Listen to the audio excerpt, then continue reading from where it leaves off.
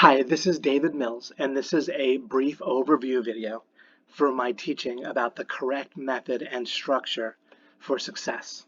Now, Jesus' primary message was about who he was, it was about God's kingdom, and it was about love and faith. However, and I'm not going to read all these slides word for word, but in this case I am. However, Jesus also showed clear concern for God's kingdom and God's will being done now on earth, right? In the Lord's Prayer, when he fed people, when he healed nonstop. And Jesus, as you'll see, layered in teaching and demonstration of the correct method and structure of success. In the next slide, I'm going to define what I mean by success. And the Pharisees, to help us out even further, managed to help by demonstrating the wrong method and structure of success. So what's my definition? So within a framework of faith in Jesus at the center of your life and of pursuing love of others as yourself, right? So that's always going to be the framework in life that matters, and nothing else matters without that framework being in place, right? For you or for anyone. However, with that in place, then desiring actually good things, and by things I don't mean primarily possessions, but in some cases it could be a possession.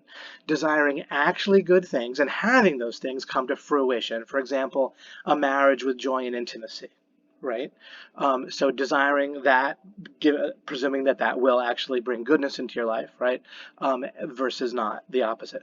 Or another example would be not having stress about money, right? For some people, a good thing for them regarding money might end up resulting in them having a lot of money for various reasons, but not for everyone. But what's much more universal would be not stressing about money, right?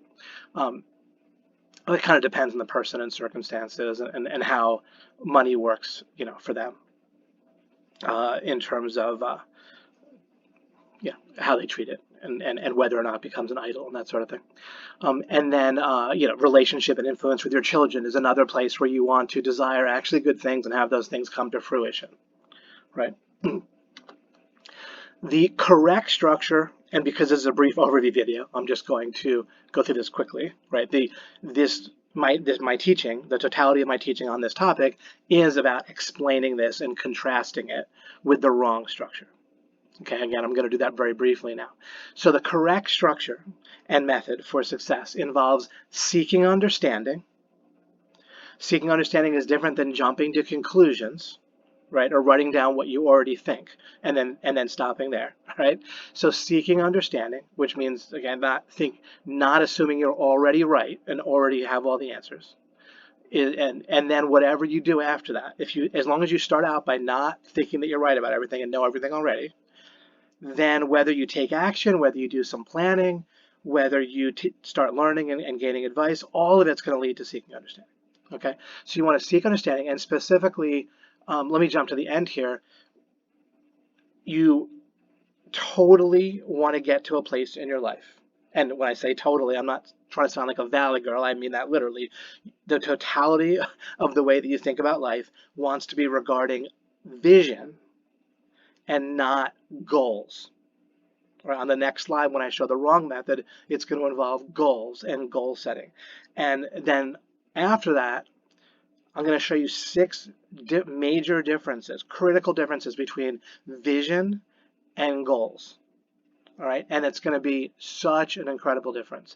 And when you go through the Gospels with fresh eyes, just looking for this particular teaching, you will see Jesus demonstrating vision instead of goals nonstop, and you'll see the Pharisees demonstrating the opposite.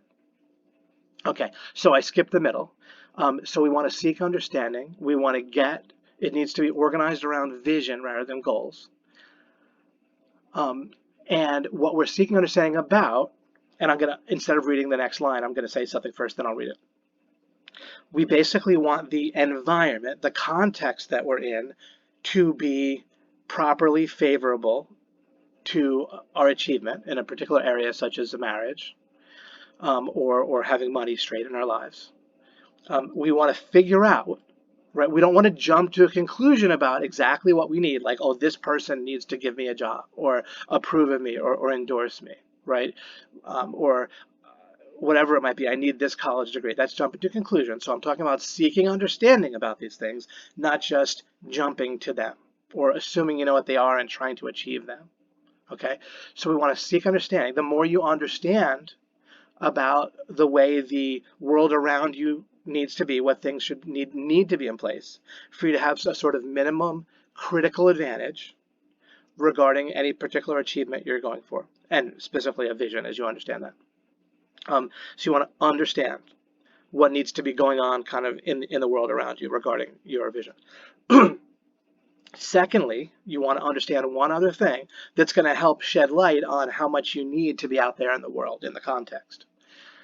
You need to seek understanding and steadily gain that understanding, of course, by seeking it, of what it looks like to be consistently competent regarding, as I use as examples, money, operating in a marriage, operating with your children, right, to have influence and a good relationship with them, right?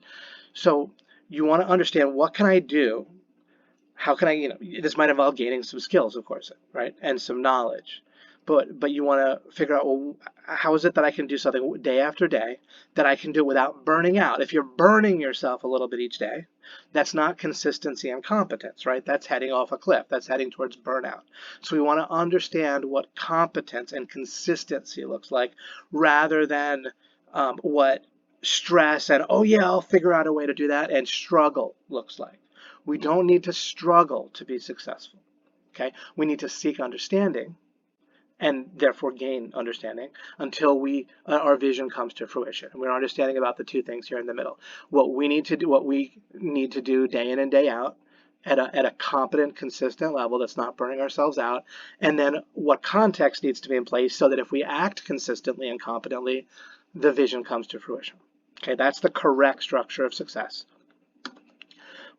The incorrect structure of success involves the following, okay? It involves you moving towards goals, all right? And I put things in parentheses. So they talk about, well, goals need to be clearly identified. You need to focus, the power of focus on your goals, all right? The problem with this is many, but one of the major problems with this is it becomes all about you. You see, when you have a goal and first of all, when people write down their goals, they're jumping to conclusions. They're just seeing what's already in their mind and then writing it down. All right, and then you'll hear how studies show that if you write down your goals, you're more likely to achieve them. Well, fine, okay? But goals have, as I'll get to soon on the slides, all kinds of drawbacks versus having a vision.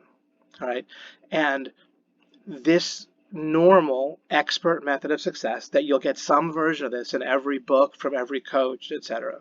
All right, it becomes about you. Pursuing success and achievement with this framework here on this slide becomes twisted, where it becomes about you proving that you can do it fast enough and that you already are good enough to do it. Again, instead of the actual goal, it constantly becomes about you. And even virtue, even being virtuous, it's very dangerous and counterproductive to have virtue as a success method. We should be virtuous out of love for Jesus and others. For example, in your marriage, okay? I do things in my marriage. I do things for my wife out of love for my wife. If I do virtuous things, in the sense like doing things for my wife, if I do them for achievement, that backfires, right? That's how the Pharisees acted. This helps shed light on, in the New Testament after Acts, there's constant kind of wrestling in a certain way with faith versus works. And of course, the truth is clear, right, about faith. But there's still a wrestling with it. And this can help shed light on that, because we do works, so to speak. We act virtuously. We obey Jesus' commands. What did Jesus say? If you love me, obey my commands. So we act virtuous out of love, but not for achievement. So virtue needs to be taken out of the realm of success and achievement. Furthermore, then we're not judging others. Oh, they must not be virtuous if they don't have success in this area. Okay? So again, virtue is poisonous if it's about achievement and success. It should be about love, which is different. Okay? we want success and achievement flowing from love as well, right? Love can be a source and where things flow from and a motivation. But it's not the method of achievement, right? I don't love someone to manipulate them or to get a result. Okay. Positive thinking. What's wrong with that? Well, again, it's about you, right? It's not about, oh, I can do it, I can do it, I can do it. Okay.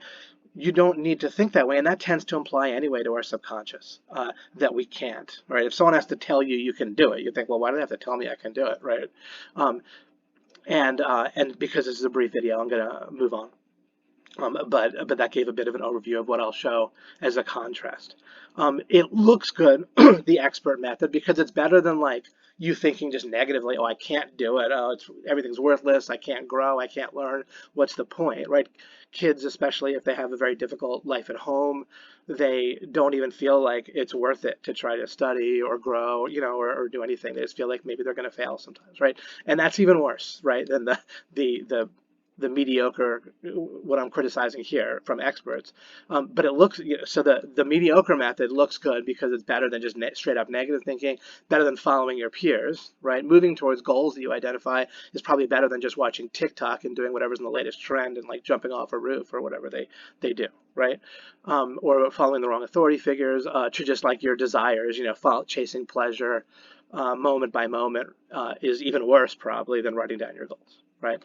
Okay, and then finally, um, again, there's much more to my full talk, but a vision is wholly different and superior to the whole goal setting mindset and structure in at least 6 ways. All right. A vision is more lasting. You can live in a vision. A goal gets checked off. Like what people will do without realizing it is they'll have a goal to get married, to have kids. Those things get checked off and they wonder where their motivation for dating, for being intimate with their partner went in some cases, right? But a goal is like you get there, and then often in success teaching they'll say, then you don't want to be complacent. You achieve one goal and then you set another one. And it's like life is this rat race.